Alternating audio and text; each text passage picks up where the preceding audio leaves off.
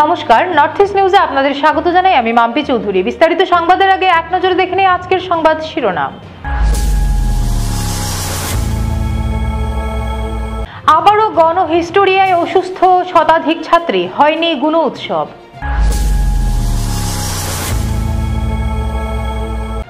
দেওর কুপিয়ে হত্যা করল তার বড় ভাইয়ের বউকে, চাঞ্চল্য কালীনগরে।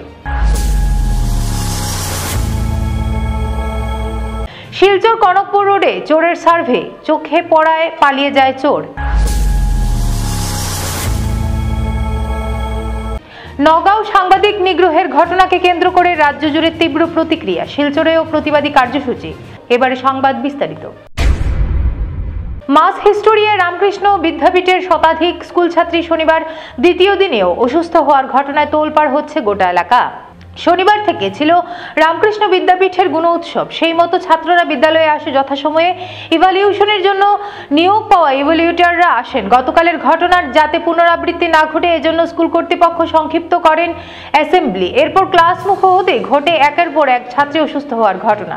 শ্বাসকষ্ট, বমির ভাব, মাথা ঘোরানো ইত্যাদি একের পর এক উপসর্গ দেখা দেয়। স্কুল কর্তৃপক্ষ খবর দেন হাসপাতালে। অ্যাম্বুলেন্স করে অসুস্থ বাচ্চাদের হাসপাতালে নিয়ে যাওয়া হয়। শুরু হয় গোটা এলাকা জুড়ে হইচই। দুটি অ্যাম্বুলেন্সে কাজ হয়নি, অটো করে নিয়ে যাওয়া হয় হাসপাতালে। ছুটে আসে পুলিশ। রামকৃষ্ণনগরের পুর কমিশনার সহ এক্সিকিউটিভ অফিসার রাহুল পি গগৈও ছুটে যান হাসপাতালে। মুহূর্তে খবর ছড়িয়ে পড়তেই জড়ো হতে থাকেন অভিভাবক সহ আশেপাশের লোকজন। 3 ছাত্রী শ্বাসকষ্ট বেশি দেখা গেলে শিলচর মেডিকেল কলেজ হাসপাতালে রেফার করা হয়। খবর পেয়ে ডিমা হাসাও পার্বত্য জেলায় নির্বাচনী কাজে নিয়োজিত বিধায়ক বিজয় মালাকারও তড়িঘড়ি ছুটে আসেন রামকৃষ্ণনগরে। আসেন ডিইও তথা শিক্ষা বিভাগের দায়িত্বে থাকা এডিসি ধ্রুবজ্যোতি পাঠকও।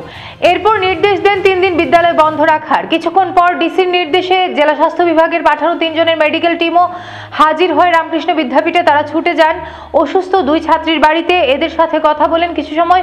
ওই 3 জনের চিকিৎসক দলে ছিলেন ডক্টর সুস্মিতা দাস, ডক্টর তীর্থঙ্কর দে, ডক্টর সন্দীপ গোহাই। এরা অসুস্থ 2 ছাত্রীর বাড়িতে গিয়ে কিছু সময় কথা বলেন। পরে সাংবাদিকদের মুখোমুখি হয়ে বলেন স্ট্রেস এবং মিসকনসেপশন থেকে এই ঘটনার সূত্রপাত। ডক্টর সুস্মিতা দাস বলেন প্রথম ছাত্রীর সাথে কথা বলে বোঝা গেছে গুণ উৎসব নিয়ে ঘাবড়েছিল। ইংলিশে ওই ছাত্রী দুর্বল, যা বার্তালাপে উঠে এসেছে, এ কারণে ঘাবড়েছিল। দ্বিতীয় ছাত্রীর সাথে কথা বলে বোঝা গেছে ওই ছাত্রী মিসকনসেপশনের শিকার। স্কুলে ভূত রয়েছে আর ওই ভয় থেকে অসুস্থতা। 1-2 জন অসুস্থ হয়ে পড়লে তা গণহিস্টোরিয়ায় পরিণত হয় বলে জানান তিনি।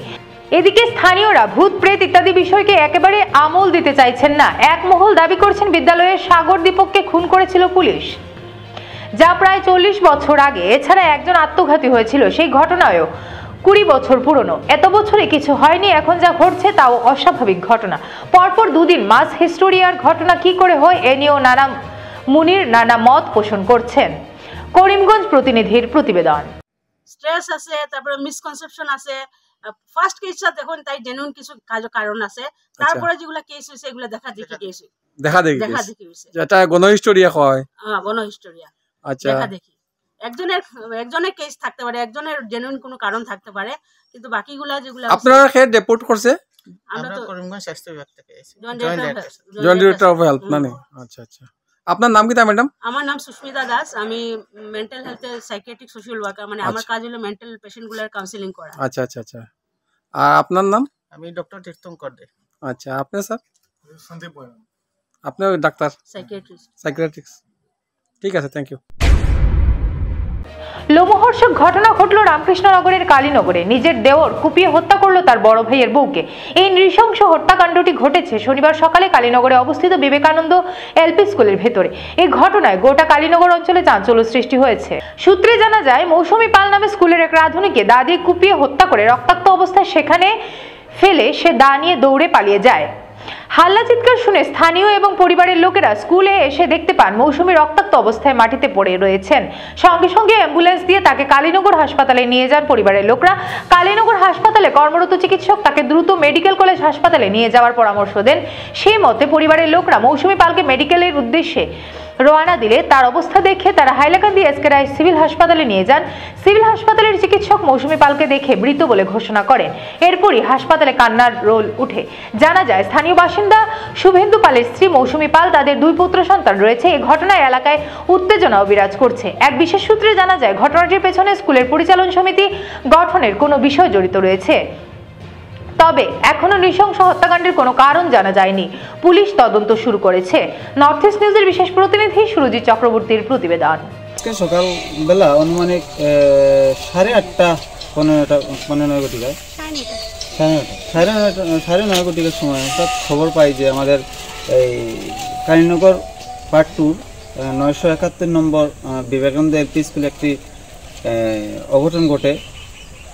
খবর পেয়ে আমি তাৎক্ষণিক আমরা সঙ্গে সঙ্গে সবাই গ্রামবাসীরা সবাই এখানে আসি। সে জুরোয়ের দিকে এখানে একটা হৃদয় বিদারক ঘটনা ঘটেছে, যার কোনো মানে একটা খুনের মতন ঘটনা ঘটেছে। একজন ভদ্রমহিলাকে এই স্কুলেরই উনি রান্না করেন, ওনাকে স্কুল ক্যাম্পাসের ভিতরেই ওনাকে একজন লোক এসে খবর পাই যে এখানে এই যে একটা দা দিয়ে একজন লোক আমাদের এই স্কুলেরই রান্না করেন, উনি মৌসুমি পাল।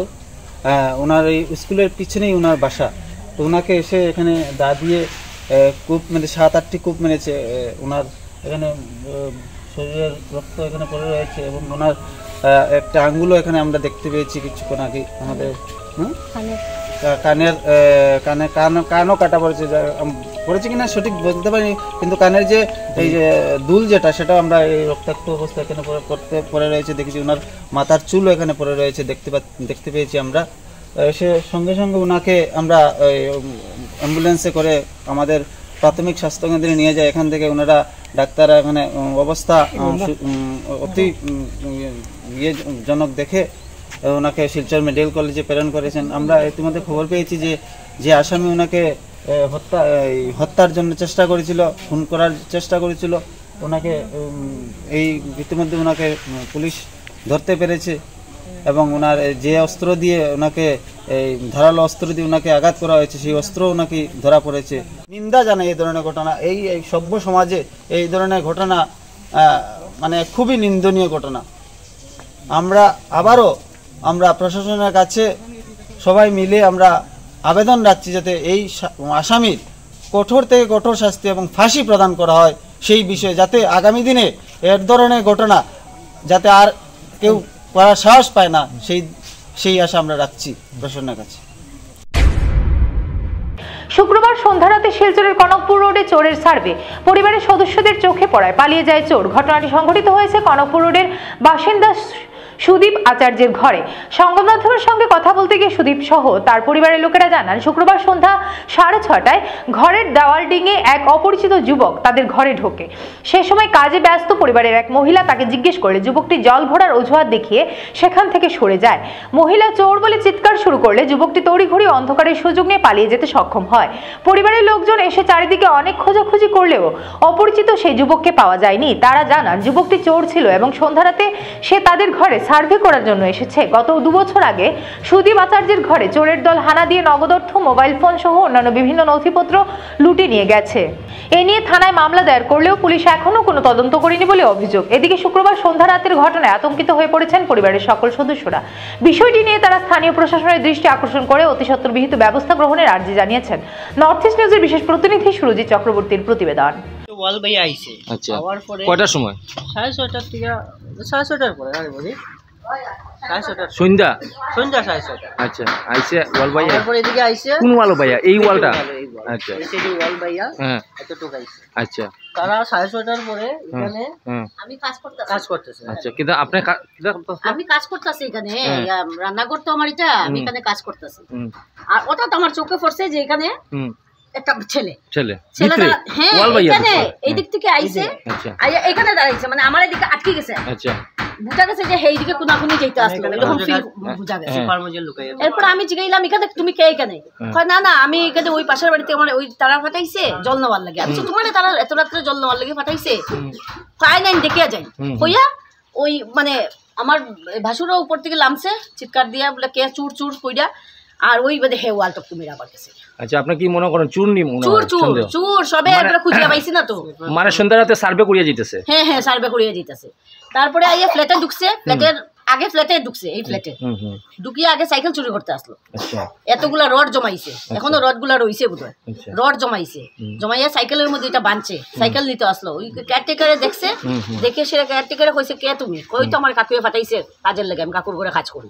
এমন সময় হের একটা ফোন আইছে, হে কিতা করছে বালতি একটা হাতে নিয়া জলবর্ত হয়ে হে রাস্তা দিয়ে চুপচাপ বাইরিয়া গেছে। বাইরিয়া গিয়া হে একটু পরে ওই আমরা বাড়িতে গিয়ে ঢুকছে, ওই পিছন দিকে এদিকে গল্লি দিয়া বাইরিয়া গেছে, আর ওই পিছন দিকে আইছে। মানে কালকে রাতে আপনারা বাচ্চন, কারণ আপনারা দেখি লইছেন রাতে, হ্যাঁ। মানে সার্ভে করার যখন আইছে তখন দেখি লইছেন, এদিকে না কালকে আর কোনো অ্যাটেম্প নিছে না। আচ্ছা আচ্ছা বুঝছো, সিসিটিভি ফুটেজ আছে, ভিডিও পাঠাইছি, সিসিটিভি ফুটেজ আছে, দেখতে পারবা। মানে হে ওই দিক থেকে আইছে, আইয়া ওইদিকে হে ওইদিকে ওইখানে হে মানে আমার লগে কথা হওয়াত আছিল। আচ্ছা সিসিটিভি ফুটেজটা আছে, আমরা দিতে পারমু। এরপরে যখন আমার হাজবেন্ড দৌড়িয়া গেছে, পিছনের বাথরুমের লাইটটা জ্বালানো আছিল না, আর অন্ধকার দিয়া হে ওইদিকে বাইরিয়া গেছে। পরে মানে সবে খুঁজাইছে, কিন্তু কেউ আর পাইছে আমরা কেউ পাইছি না। এর আগে আমরা বাসা চুরি হইয়া গেছে, আমরা কেসও করছি, কিন্তু আগে আপনার বাড়িতে চুরি হয়েছে 2 বছর আগে, 2 বছর আগে চুরি হইছে, কিন্তু কোনো এটার প্রশাসন এটার, আমরা মোবাইল চুরি হইছে, টাকা পয়সা চুরি হইছে, আমরা কেসও দিছি। কিন্তু আমার কাছে এখনো ফটো আছে, গডরেজ যেন আমার লোকার ভাঙছে, আমার ঘরের সবকিছু জালনা উলনা ভাঙ্গিয়া যে হইছে, আমরা কেসও করছি। এখন পর্যন্ত আমরা কোনো রেজাল্ট পাইছি না, কিছু পাইছি না। কোন জালনা ভাঙ্গিয়া গেছে, এরপর আমরা জালনা রিপেয়ারিং করছি, মানে ভাঙ্গিয়া চুরিয়া একদম আমার ঠাকুরের ইয়ের লগে টাকা রাখি ওইটা পর্যন্ত চুরি করে আনিছে। এখন আমার কাছে ফটো আছে, আমি ফটো মোবাইল টোবাইল নিছে, এটার তো কোনো ইয়েই পাইলাম না। আমরা তো কেস দিছি, কিন্তু কোনো তো এটার ইয়ে হইল না। সন্ধ্যার সময়, আমার নাম সুদীপ আচার্য, সন্ধ্যার সময় হঠাৎ তার মাত কথা শুনলে আমি উপরতে দৌড়ে এলাম আইসি। হ্যাঁ, যেইখান কইছে সুর সুর সুর হওয়ার পরে দৌড়াইয়া ওইদিকে বাগছে। এরপরে তো বেজান আমরা তোকাতকি করলাম, কোনো রেজাল্ট পাইছি না। কিন্তু এটা প্রায় দিনই এদিকে ঘোরাফিরে করে। হ্যাঁ, ওইদিকে গিয়ে ওই বাড়ি ওই নেতাজি স্কুলের লগে একটা লিঙ্ক আছে, ওইদিকে আওয়া যাওয়া করে। এরপরে ওইদিকে গোপাল এখরা দিয়ে বাগে। আর 2 বছর আগে তো আমরা বাড়ি আবার ইয়ে হয়েছিল, তখন টাকা টুকা বেজান প্রচুর মোবাইল টোবাইল লইয়া গেছে। কিন্তু কেস করলাম, ইয়ে করলাম, কোনো ইনকোয়ারি হয়েছে না, কিচ্ছু হয়েছে না। আচ্ছা, তা আপনারা শুনলাম আপনার 2 বছর আগে চুরি হয়েছিল। মোবাইল নিছে, ইয়ে নিছে, টাকা পয়সা নিছে, আরো কত দরকারি জিনিস নিছে, কিংবা সব তো আর বোঝা যায় না। নওগাঁও সাংবাদিক নিগ্রহের ঘটনাকে কেন্দ্র করে রাজ্য জুড়ে তীব্র প্রতিক্রিয়া সৃষ্টি হয়। শিলচরের প্রতিবাদী কার্যসূচি সাংবাদিক মহলে। নওগাঁও জেলার আয়ুক্তের উপর বিহিত ব্যবস্থা দাবিতে এই প্রতিবাদ হাতে হাতে প্লে কার্ড নিয়ে শিলচর প্রেস ক্লাবের সম্মুখে সাংবাদিক সকলের প্রতিবাদ সাব্যস্ত করেন। শীঘ্রই নওগাঁও জেলার আয়ুক্ত নরেন্দ্র কুমার সাহার বিরুদ্ধে ব্যবস্থা গ্রহণ না করলে তীব্র আন্দোলন গড়ে তোলা হবে বলে জানান শিলচর প্রেস ক্লাবের সাধারণ সম্পাদক শঙ্কর দে। নর্থ ইস্ট নিউজের বিশেষ প্রতিনিধি সুরজিৎ চক্রবর্তীর প্রতিবেদন। সাংবাদিক দীপঙ্কর মেদিকে যেভাবে নওগাঁও জেলা আয়ুক্ত নরেন্দ্র কুমার শাহ শারীরিকভাবে নিগৃহীত করেছেন, একেবারে মারধর করেছেন, শিলচর প্রেস ক্লাবের পক্ষ থেকে আমরা এর তীব্র নিন্দা এবং ধিক্কার জানাই। একজন আইএএস অফিসার হয়ে কিভাবে নরেন্দ্র কুমার শাহ তার পদমর্যাদা লঙ্ঘন করেছেন এবং গণতন্ত্রের চতুর্থ স্তম্ভের প্রতীক দীপঙ্কর মেদিকে নিগৃহীত করেছেন, উপরন্তু তাকে পুলিশের হাতে সমঝে দিয়ে সমস্ত গণতান্ত্রিক রীতিনীতিকে লঙ্ঘন করেছেন।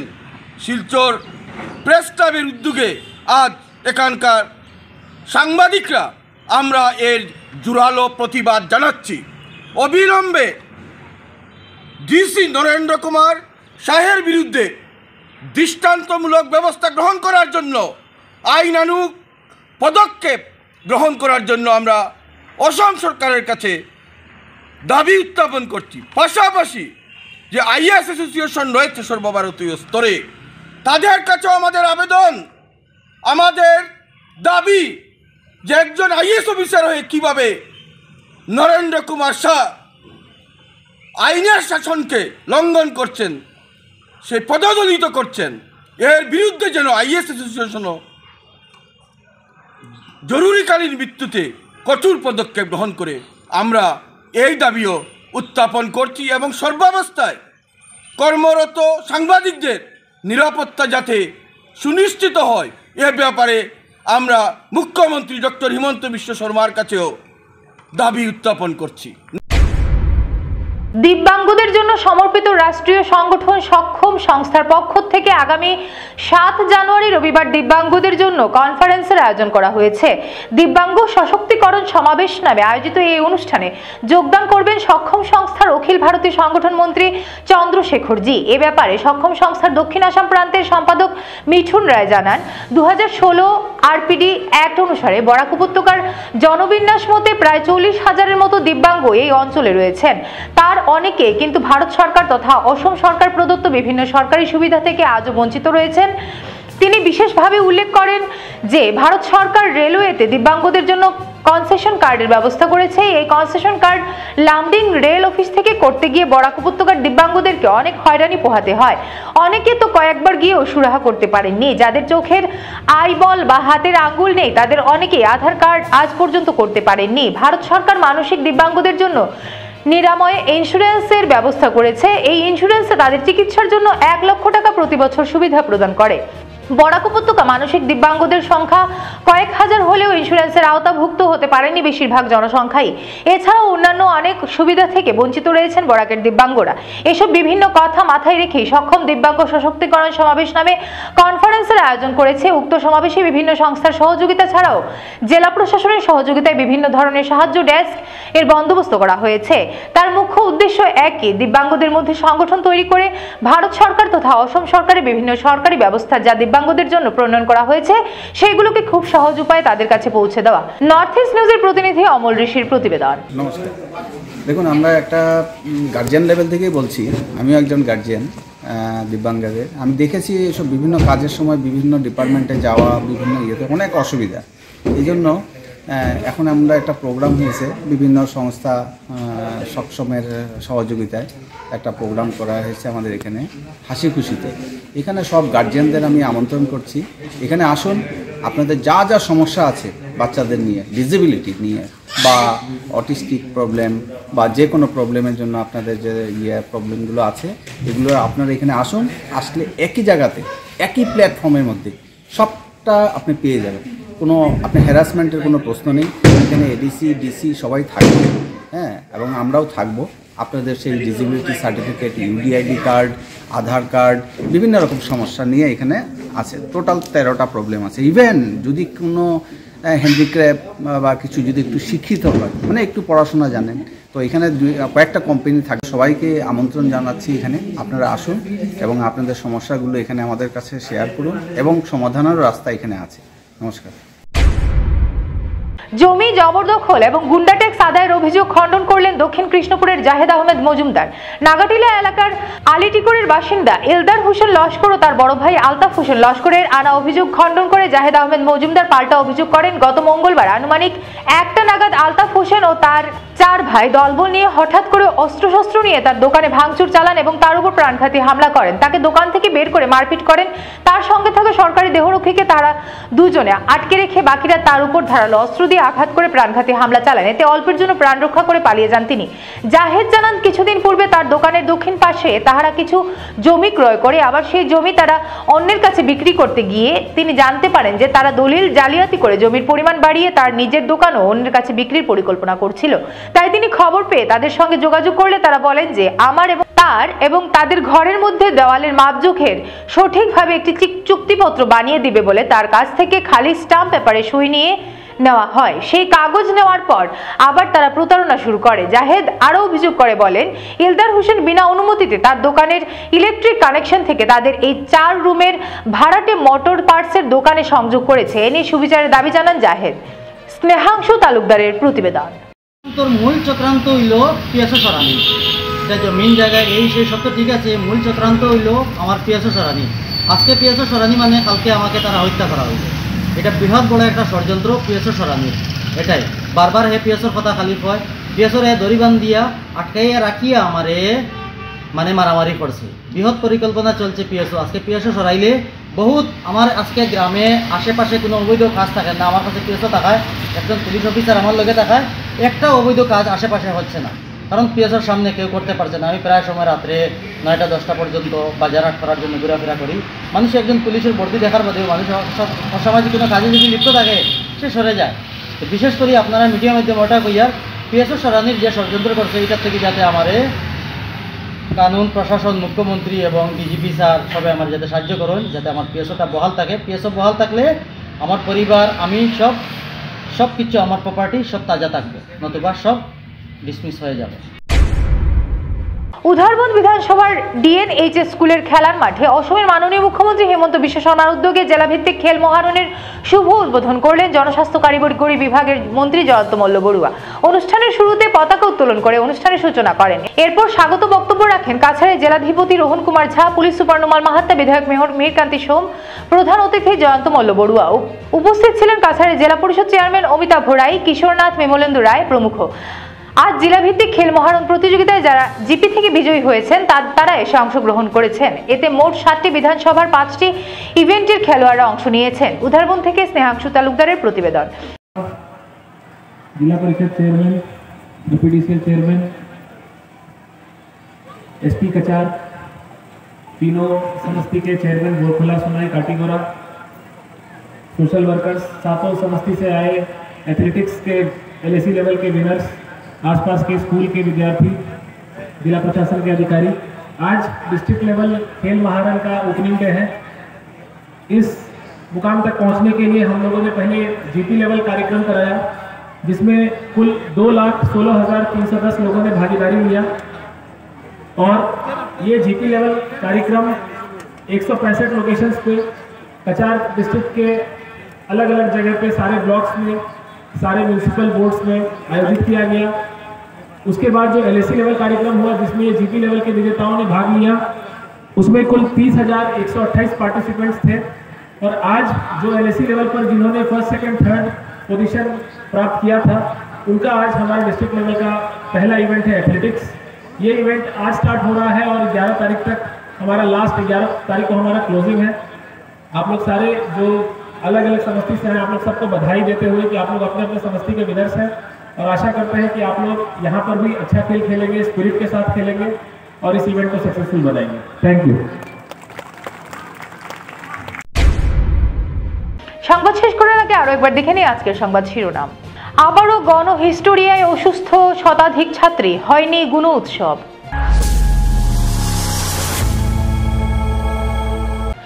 দেওর কুপিয়ে হত্যা করলো তার বড় ভাইয়ের বউকে, চাঞ্চল্য কালীনগরে।